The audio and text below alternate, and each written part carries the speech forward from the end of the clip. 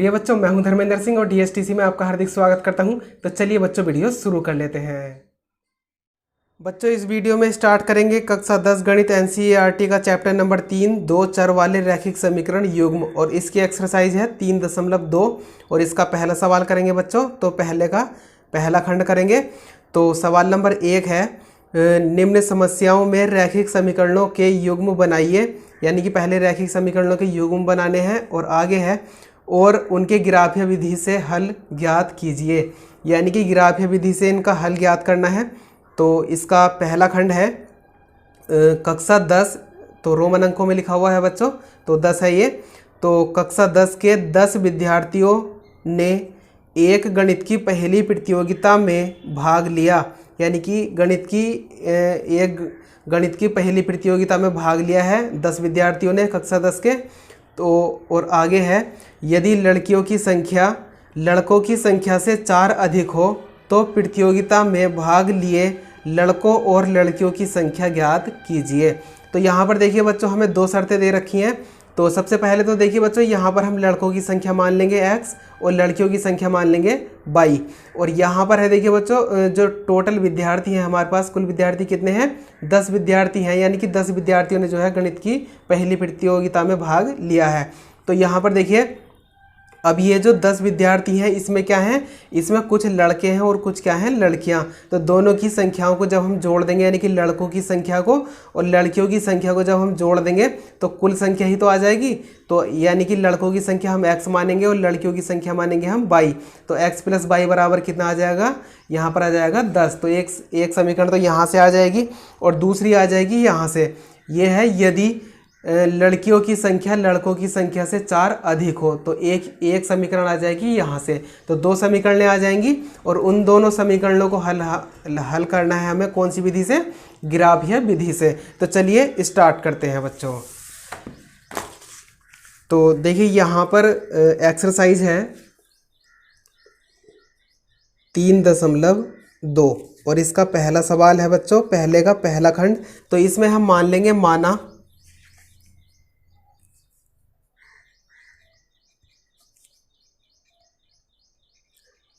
लड़कों की संख्या बराबर कितनी? x मान लेंगे तथा लड़कियों की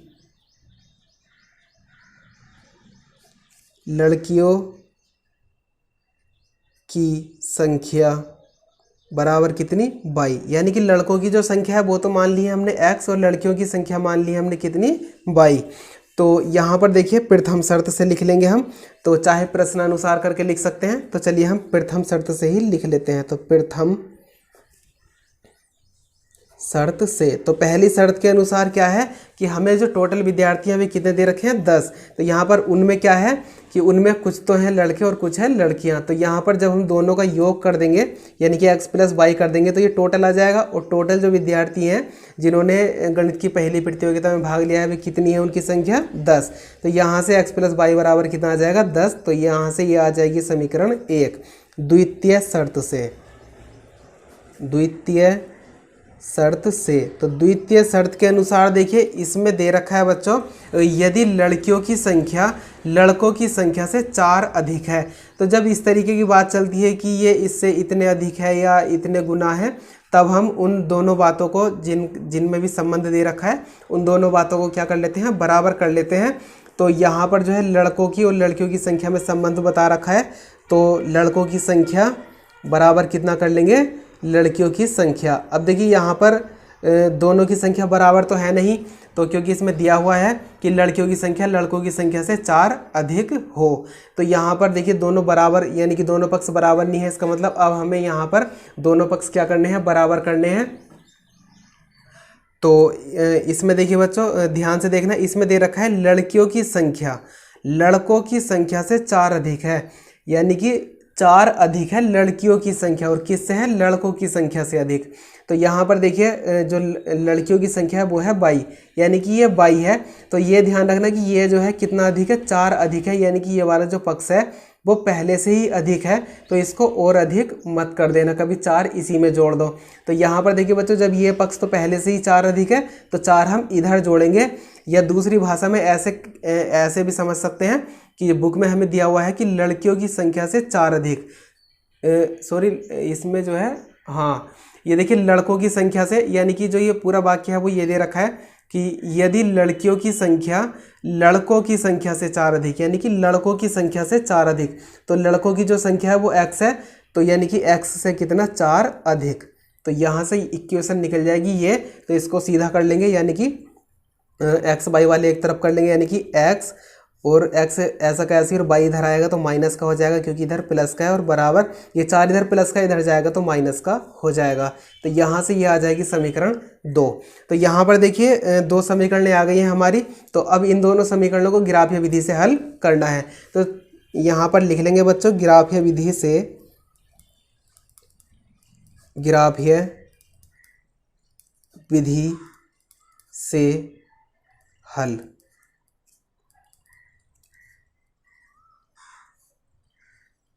तो देखिए बच्चों यहाँ पर जैसे मैंने लिखा है ग्राफीय विधि से हल, तो इसमें पूछा गया था ग्राफीय विधि से हल, तो मैंने लिख दिया है। और अगर आपको नहीं लिखनी है ये लाइन की ग्राफीय विधि से हल, जैसे मैंने हेडिंग डाला है, तो कोई आवश्यकता नहीं है, अगर ना लिखना हो तो मत लिखना, इससे कोई फर्क नहीं पड़ता है। तो चलिए मैंने यहाँ पर लिख लिया ग्राफीय विधि से हल। तो हम पहले पहली समीकरण ले लेंगे, तो समीकरण 1 से, तो समीकरण 1 से क्या, जैसे ग्राफ बनाते थे बिल्कुल ऐसे ही ग्राफ बनाएंगे बच्चों। इससे पहले हमने पिछली एक्सरसाइज में कई सारे ग्राफ बनाए हैं, तो ऐसे ही इसमें भी ऐसे ही ग्राफ बनाना है। और ध्यान रखना है ये कि यहाँ पर जो भी हमारा, जैसे ये 2 समीकरणें हैं तो 2 रेखाएं खींचेंगी यहाँ पर जो ग्राफ बनेगा, तो उनका जो प्रतिच्छेद बिंदु होगा, यानी कि प्रतिच्छेदन जो बिंदु होगा वही हमारा, वहीं से हमारा x और y का मान निकलेगा, और वहीं से हम उठा के यहाँ पे रख देंगे, तो लड़कों की संख्या और लड़कियों की संख्या आ जाएगी बच्चों। तो देखिए यहाँ पर समीकरण 1 से, तो समीकरण 1 है x प्लस y, और बराबर कितना दे रखा है बच्चों, यहाँ पर 10 दिया हुआ है, ये समीकरण हमें दे रखी है। तो यहाँ से देखिए हम या तो x का मान निकाल लेंगे या फिर y का मान निकाल लेंगे। तो चलिए मैं x का मान निकाल लेता हूँ यहाँ से, तो 10, और y जब इधर जाएगा तो माइनस में चला जाएगा। तो यहाँ से अब हम सारणी बना लेंगे।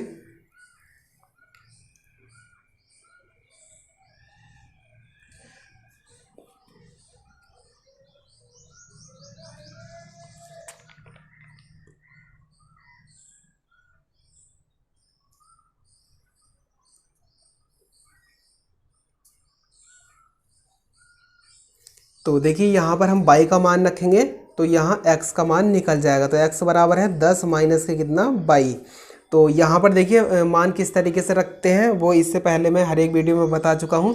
तो अगर नहीं पता है तो इस चैप्टर की जो सबसे पहली वीडियो है, यानी कि पार्ट 1, तीसरे चैप्टर का जो पार्ट 1 है उसे देख लेना, 52 मिनट कुछ सेकंड का है। तो कंप्लीट देखना उस वीडियो को, पता चल जाएगा किस तरीके से मान रखते हैं। तो यहाँ पर देखिए हम रखेंगे यहाँ पर 4। तो जब हम 4 रखेंगे तो x का जो मान है, देखिए बच्चों जब हम यहाँ पर 4 रखेंगे तो 10 में से 4 घटाएंगे तो कितना बच जाएगा, ये बच जाएगा 6, यानी कि x का जो मान है वो कितना आ जाएगा, 6 आ जाएगा। और यहाँ पर जब हम 5 रखेंगे तो 10 में से 5 घटाएंगे तो x का मान कितना बच जाएगा, 5 आ जाएगा। और यहाँ पर हम कितना रखेंगे, अब 6 रखेंगे तो यहाँ पर जो x का मान है वो कितना आ जाएगा, 10 में से 6 घटाएंगे कितना आ जाएगा, 4 आ जाएगा। तो देखिए बच्चों यहाँ पर अब हम लिख लेंगे समीकरण 1 से प्राप्त बिंदु, समीकरण 1 से प्राप्त बिंदु A। अब देखिए पहले x का मान रखते हैं, यानी कि 6 कोमा कितना 4 कोमा B, और B कितना है 5 कोमा 5, तथा C बिंदु है 4 कोमा 6, 4 कोमा 6 है। तो अब देखिए बच्चों यहाँ पर तो जो समीकरण 1 से प्राप्त बिंदु थे वे हमने लिख लिए हैं, हमारे बिंदु आ गए हैं। तो यहाँ पर देखिए समीकरण 2 से अब हम ले लेंगे, तो समीकरण 1 के बाद समीकरण आ जाएगी 2, यानी कि समीकरण 2 से। तो समीकरण 2 से क्या, देखिए बच्चों यहाँ पर जो समीकरण 2 थी वो थी x माइनस कितना y, और बराबर में कितना है माइनस के 4। तो यहाँ से x का ही मान निकाल लेंगे, तो माइनस के 4 और प्लस कितना आ जाएगा, y इधर माइनस का इधर आके प्लस का हो जाएगा। तो ये आ जाएगा x बराबर -4 और प्लस के कितना y। तो यहाँ पर देखिए सारणी बना लेंगे बच्चों।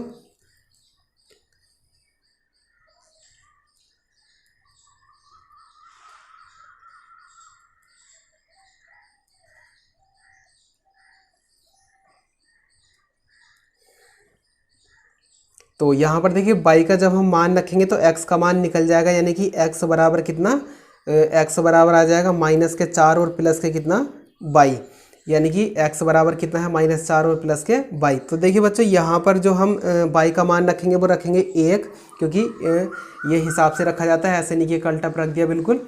तो किस तरीके से रखते हैं इसकी पार्ट 1 की जो वीडियो है वो देख लेना, उसमें मैंने बिल्कुल ठीक से समझाया है। तो यहाँ पर देखिए बच्चों, यहाँ पर जब हम 1 रखेंगे, y का मान जब हम 1 रखेंगे बच्चों, तो यहाँ पर कितना आ जाएगा, यहाँ पर जो है, तो यहाँ पर देखिए जब हम यहाँ पर रखेंगे -4, यानी कि x बराबर कितना, रफ कार्य कर लेते हैं थोड़ा सा, मैं समझा देता हूँ एक आध मान रख के। तो x बराबर कितना -4, x बराबर -4 और प्लस y का जो मान है वो हम कितना रख रहे हैं बच्चों 1। तो यहाँ से जो मान है वो कितना आ जाएगा, ये तो माइनस में आ जाएगा बच्चों। तो अगर कोई भी मान अगर हमारा ऐसा है कि जिसे प्लस में लाना संभव है तो हम प्लस में ही लेके आएंगे, माइनस के मानों से बच जाएंगे। तो ऐसा कुछ नहीं है कि हमने 1 रखा है और -3 आ गया है x का मान, तो कोई दिक्कत वाली बात नहीं है, बिल्कुल सही है ये भी। तो मैं ऐसा नहीं करूँगा, तो मैं यहाँ पर ये मान नहीं रखूँगा बच्चों। तो चाहे तो आप रख के देख लेना, तो जो हमारा आंसर है वही आएगा। तो इसमें कोई भी गलत नहीं होगा, क्योंकि जो ग्राफ है हमारा उसी तरीके का बनेगा जैसा बनना है। तो चाहे बिंदु हमारा कुछ भी हो, तो माइनस वाला है तो बच्चों मैं यहाँ पर माइनस के जो मान है उनसे इसलिए बचता हूँ, क्योंकि माइनस में ग्राफ बनाने से मतलब जो है फिर हम जो धनात्मक दिशा है केवल उसी दिशा में हम बिंदु लिख लेते हैं, तो वहाँ से जो है ग्राफ थोड़ा हल्का रहता है। तो यहाँ पर देखिए माइनस के मान से हम बच जाएंगे, तो कोई दिक्कत नहीं है, 1 नहीं रखेंगे हम क्योंकि ये माइनस में आ चुका है। तो अगर हम यहाँ पर देखिए बच्चों 5 अगर रखते हैं तो 5 में से 4 घटाएंगे तब 1 बच जाएगा, यानी कि यहाँ पर देखिए जब हम -4 और प्लस y के स्थान पर 5 रखेंगे तो कितना आ जाएगा, ये मान आ जाएगा हमारा कितना है, ये मान आ जाएगा प्लस के 1, यानी कि 5 में से 4 घटाएंगे तो कितना बच जाएगा 1। तो यहाँ पर प्लस में आया है, तो यहाँ पर जो मान हम रखेंगे बच्चों वो रखेंगे 5। तो y का मान 5 रखेंगे तो x का मान 1 आ जाएगा, और यहाँ पर जो अगला मान है वो हम कितना रख लेंगे, 6 रख लेंगे। तो 6 में से 4 घटाएंगे तो कितना बच जाएगा, 2 बच जाएगा बच्चों। और यहाँ पर जो अगला मान है वो कितना, 7 रख लेंगे। तो जब 7 रखेंगे तो 7 में से 4 घटाएंगे कितना, 3 बच जाएगा। तो यहाँ पर अब हम लिख लेंगे बच्चों कि समीकरण 2 से प्राप्त बिंदु। तो यहाँ पर लिखते हैं समीकरण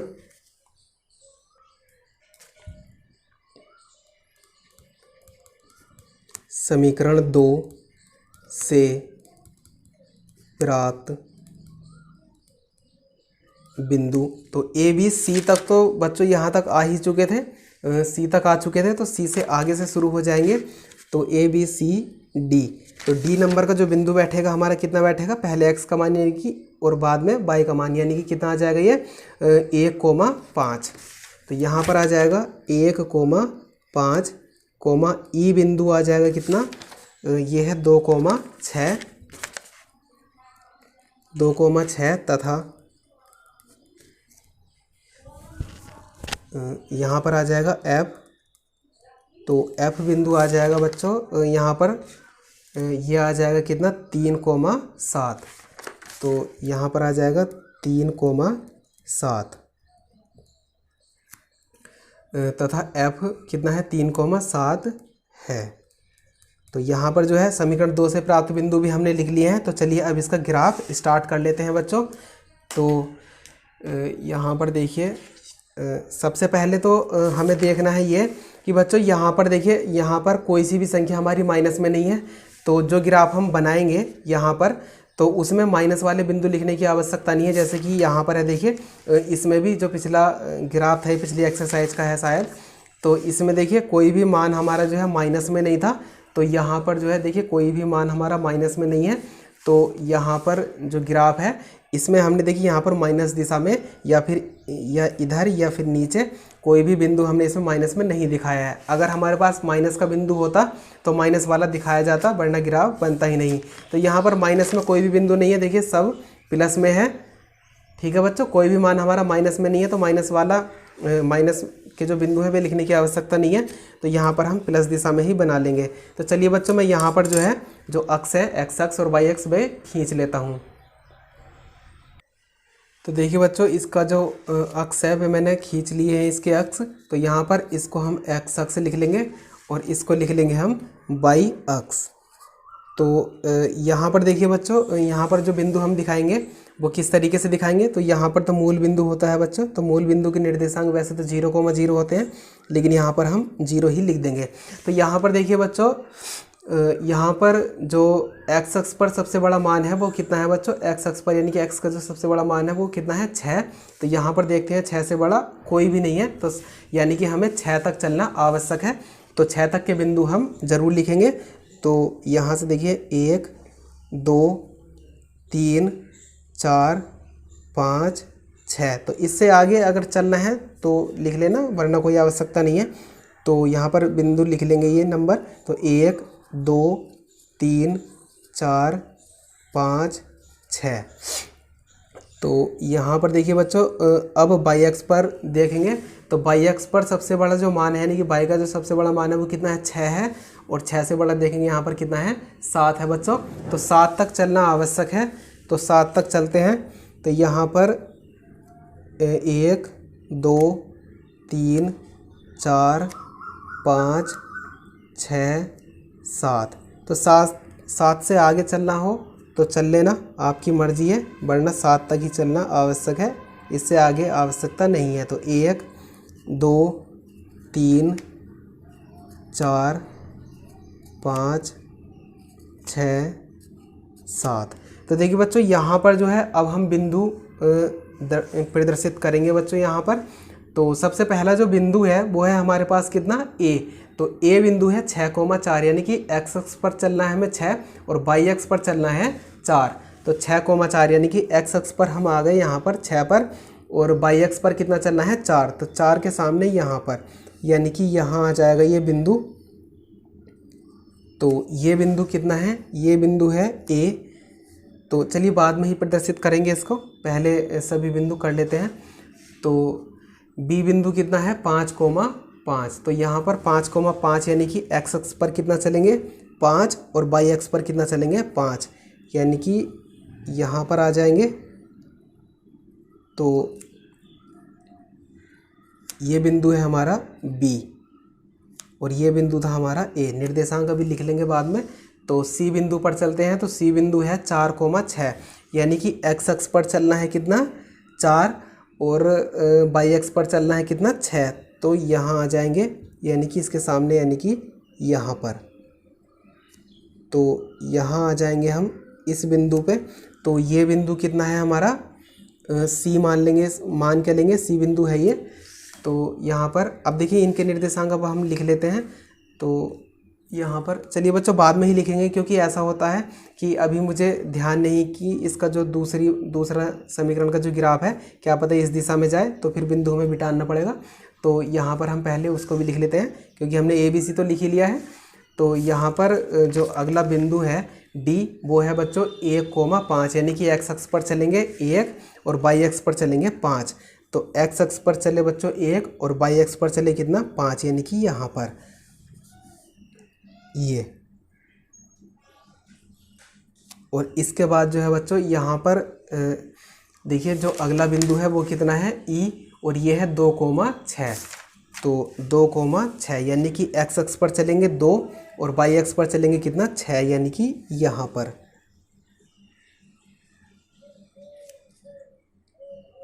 तो देखिए बच्चों ये ग्राफ कुछ इस दिशा में जाएगा, इस तरीके से। तो यहाँ पर अब हम लिख सकते हैं, अब हमें पता है कि किस दिशा में जाएगा। तो यहाँ पर ए जो बिंदु था, बिंदु ए था 6,4, ये था 6,4, और बी बिंदु है 5,5। तो बी बिंदु है 5,5, और सी बिंदु है 4,6। तो सी बिंदु है 4,6। और इसके बाद यहाँ पर जो बिंदु हमने प्रदर्शित किया था ये था डी बिंदु। तो डी बिंदु था कितना बच्चों, 1,5। तो 1,5, और इसके बाद डी ये है ई बिंदु, और ई बिंदु कितना था बच्चों, चलिए यहीं पर देख लेते हैं सारणी में से। तो ये कितना था, 2,6। तो चाहे यहाँ से भी देख सकते हैं 2,6 ही है। क्योंकि ये जो बिंदु हमने लिखे थे यहाँ पर ये वाले जो बिंदु थे ये हमने यहाँ इस सारणी में से देख के ही लिखे थे। तो यहाँ पर जो है कितना था 2,6। तो अब देखिए अगला बिंदु देखते हैं। तो चाहे यहाँ से देख लीजिए कि यहाँ पर कितना है 3,7। तो चाहे यहाँ से देख सकते हैं 3,7, यानी कि F जो बिंदु है वो कितना है 3,7। तो यहाँ पर देखिए अगला बिंदु है 3,7। तो x अक्ष पर चलेंगे हम 3 और y अक्ष पर हम चलेंगे कितना 7। तो 3 पर आ गए हैं और y अक्ष पर यानी कि 7, यानी कि यहाँ पर ये y अक्ष पर चल रहे हैं तो आ जाएंगे यहाँ पर। तो यहाँ पर देखिए बच्चों ये जो बिंदु है वो कितना है, ये है F बिंदु और इसके जो निर्देशांक है वे कितने हैं 3, यहाँ से देख सकते हैं 3,7। तो यहाँ पे 3,7 लिख देंगे। तो देखिए बच्चों यहाँ पर अब स्केल की सहायता से इसकी जो है रेखा हम खींच लेंगे इन बिंदुओं द्वारा। तो यहाँ पर सबसे पहले ये खींचते हैं। तो ये वाला जो F बिंदु है ये दूसरी रेखा का था, लेकिन इसी रेखा की सीध में है, इसलिए हम इसको भी मिलाते हुए आगे बढ़ा देंगे, कोई दिक्कत नहीं है। वैसे भी हमें प्रतिच्छेद बिंदु ही चाहिए, तो बिल्कुल हिसाब से खींचना है बच्चों।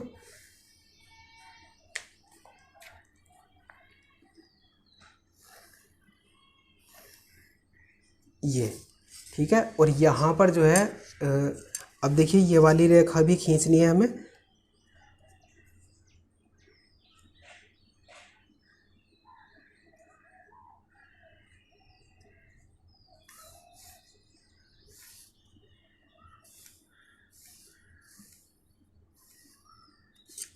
देखिए ये मैंने खींच लिया है बच्चों। तो यहाँ पर देखिए ये कोमा लगा हुआ था बच्चों, थोड़ा सा आगे तक खिंच गई है ये रेखा, मैंने थोड़ी सी आगे तक खींच दिया, कोई दिक्कत नहीं है। और यहाँ पे मैंने यहाँ तक आगे तक निकाल दिया, कोई दिक्कत नहीं है। इतनी भी खींच सकते हैं और यहाँ पर इतनी भी, यानी कि यहाँ तक। बस यहाँ पर जो है प्रतिच्छेद बिंदु हमें पता चल जाए, उससे आगे चाहिए खींचो या मत खींचो, बस जितने बिंदु हमने दर्शाए हैं वहाँ तक ही रेखाएँ आ जानी चाहिए। तो यहाँ पर देखिए बच्चों प्रतिच्छेद बिंदु जो है वो यहाँ पर तो हमें बहुत ही आसानी से मिल गया है, लेकिन यहाँ पर बस ये कैसे कहूँ मैं कि यहाँ पर जो है बस अजीब इत्तेफाक ही हुआ है कि यहाँ पर जो है हमें प्रतिच्छेद जो बिंदु है वो इन्हीं बिंदुओं से मिल गया है जो हमने यहाँ पर सारणी में लिखे थे, वरना ऐसा होता नहीं है। क्योंकि अब हमें क्या पता कि कौन सा बिंदु हमारा जो है आंसर आना है, तो कौन सा बिंदु हमारा प्रतिच्छेद बिंदु आना है हमें पहले कुछ पता नहीं होता है। तो यहाँ पर देखिए बच्चों यहाँ पर तो हमारा प्रतिच्छेद बिंदु इस सारणी में से ही मिल गया है। अब देखिए किसी वजह से अगर ये ग्राफ यहाँ पर इस समीकरण का जो ग्राफ है वो मान लीजिए बस वो केवल इतना ही होता है यहाँ तक, इससे आगे को होता ही नहीं, ठीक है बच्चों। और इस वाली जो समीकरण का ग्राफ है वो यहाँ तक होता है, यानी कि इतना होता, बस केवल इतना होता ही नहीं है, ठीक है बच्चों। इतना होता और ये इतना होता, तो ये प्रतिच्छेद बिंदु जो है ये हमें मिलता ही नहीं। तो मिल जाता, लेकिन कैसे मिलता, स्केल से इसको आगे तक बढ़ा लेते, इस तरीके से आगे तक बढ़ा लेते। तो यहाँ पर जो है ये क्रॉस कर जाता, यानी कि इसको जो है काट देता, ये दोनों समीकरण एक दूसरे को प्रतिच्छेद कर देती। तो यहाँ पर हम इस तरीके से नाप लेते हैं कि यहाँ पर देखिए यहाँ से यहाँ तक, यानी कि नीचे यहाँ पर हम x अक्ष पर कितना चले हैं यहाँ बिंदु आने तक, यहाँ पर चले हैं 3, और y अक्ष पर हम कितना चले हैं, ये y अक्ष पर चले हैं हम 7। तो यहाँ पर 3,7 आ जाते बिंदु। तो यहाँ पर जो है हमारा ये जो बिंदु है वो सारणी से ही निकला हुआ है, तो कोई दिक्कत नहीं है। अगर सारणी से निकला हुआ नहीं भी होता तो हम किस तरीके से करते हैं ये मैंने अभी बता दिया है। तो यहाँ पर हमारा जो प्रतिच्छेद बिंदु है वो कितना है 3,7। तो चलिए बच्चों यहाँ पर हमें इस प्रतिच्छेद बिंदु से ही मतलब था। तो यहाँ पर देख लीजिए बच्चों कि पूरा ग्राफ ये है। यहाँ पर वीडियो को पॉज करके बना लेना अपने नोट्स में जो भी बना रहे हैं। तो यहाँ पर ये ग्राफ है, और अब हम ये जो प्रतिच्छेद बिंदु है इसी की हमें आवश्यकता थी। तो हम किस तरीके से लिखेंगे इसको, तो इसको हम लिख सकते हैं बच्चों,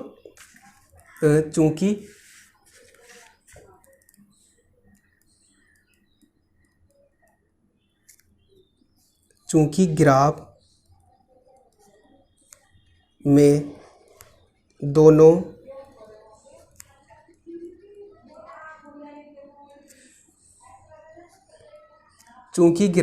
दोनों रेखाएं एक दूसरे को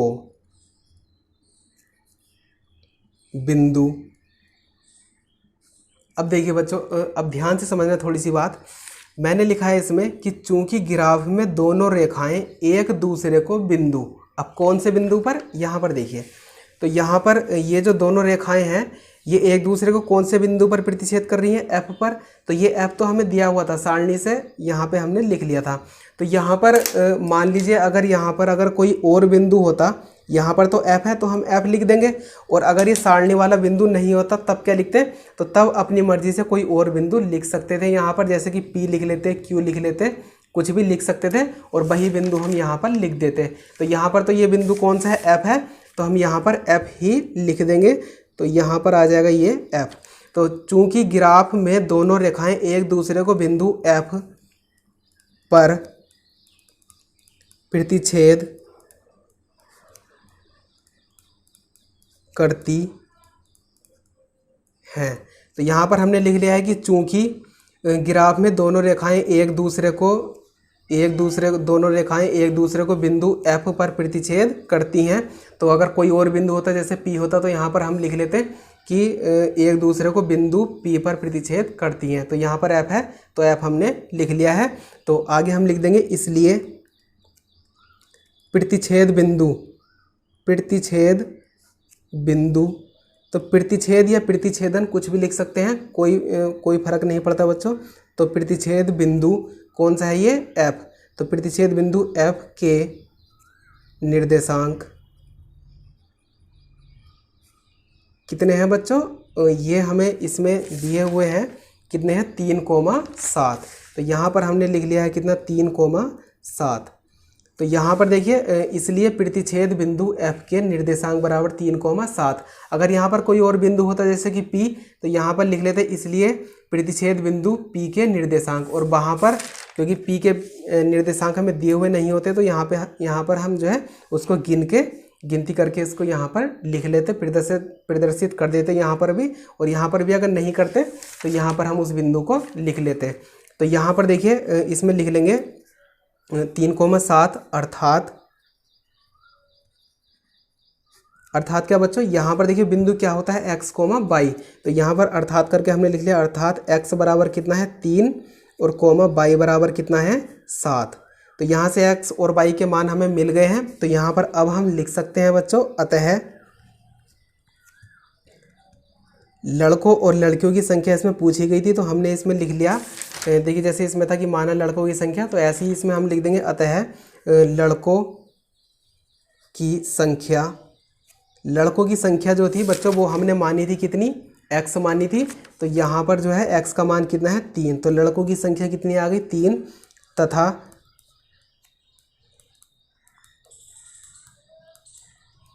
लड़कियों की संख्या, तो लड़कियों की संख्या कितनी आ गई बच्चों, हम लड़कियों की संख्या मानी थी हमने 22, और 22 का मान कितना है बच्चों यहाँ पर 7। तो यहाँ पर लिख देंगे हम 7।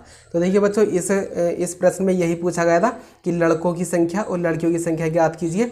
तो यहाँ पर जो लड़कों की संख्या है वो कितनी आई है 3, और लड़कियों की जो संख्या है वो कितनी आई है 7। तो बच्चों देखिए यहाँ पर वैसे तो ये प्रश्न जो है कंप्लीट हो चुका है। एक छोटी सी बात और बता देता हूँ बच्चों यहाँ पर, कि इसमें अगर आपको अगर उत्तर की जांच करनी है, कि आपको अगर लगता है कि हमारा जो आंसर है वो गलत है, तो उत्तर की जांच भी कर सकते हैं। ये जो लड़कियों की संख्या आई है, या ऐसे कह सकते हैं कि x और y के जो मान आए हैं, ये समीकरण 1 में या 2 में रख के देख लीजिए, दोनों पक्ष बराबर आ जाएंगे। अगर यहाँ पे रखेंगे तो देखिए x का मान था 3 और y का मान कितना था 7। तो यहाँ पर 7 और 3 कितना हो जाएगा 10, दोनों पक्ष बराबर है, इसका मतलब हमारा आंसर सही है। चाहे यहाँ पर रख के देख लीजिए कि यहाँ पर देखिए x का मान कितना था 3 और माइनस y का मान कितना था 7। तो 3 में से 7 घटाएंगे कितना बचेगा -4। तो बराबर में कितना है -4 ही है, यानी कि दोनों पक्ष बराबर है। तो इसका मतलब हमारा आंसर क्या है, सही है। इस तरीके से आप अपने उत्तर की जाँच भी कर सकते हैं। एग्जाम में अगर धोखा लगता है कि हाँ हमारा आंसर गलत है, तो इस तरीके से उत्तर की जाँच कर सकते हैं। तो यहाँ पर देखिए बच्चों ये रफ कार्य था, इसकी आवश्यकता नहीं है, ये रफ कार्य है। तो यहाँ पर ये जो प्रश्न है बच्चों हो चुका है कंप्लीट बिल्कुल, और ग्राफ भी इसका जो है मैंने ठीक से समझाया है बच्चों, तो ठीक से समझ में आ गया होगा। तो चलिए बच्चों इस वीडियो में इतना ही, और इसका जो अगला खंड है वो करेंगे हम अगली वीडियो में। तो उम्मीद करता हूँ बच्चों आपको हमारी ये वीडियो पसंद आई होगी। यदि आपको हमारी ये वीडियो पसंद आई है तो वीडियो को कर दीजिए लाइक और अपने दोस्तों में कर दीजिए इसका ज़्यादा से ज़्यादा शेयर। और हाँ, चैनल पर पहली बार आए हैं तो चैनल को कर लीजिए सब्सक्राइब और साइड में आ रही ऑल नोटिफिकेशन बेल पर भी क्लिक कर लीजिए ताकि आपको हमारी लेटेस्ट वीडियो की इन्फॉर्मेशन समय पर मिलती रहे बच्चों। तो चलिए मिलते हैं अगली वीडियो में।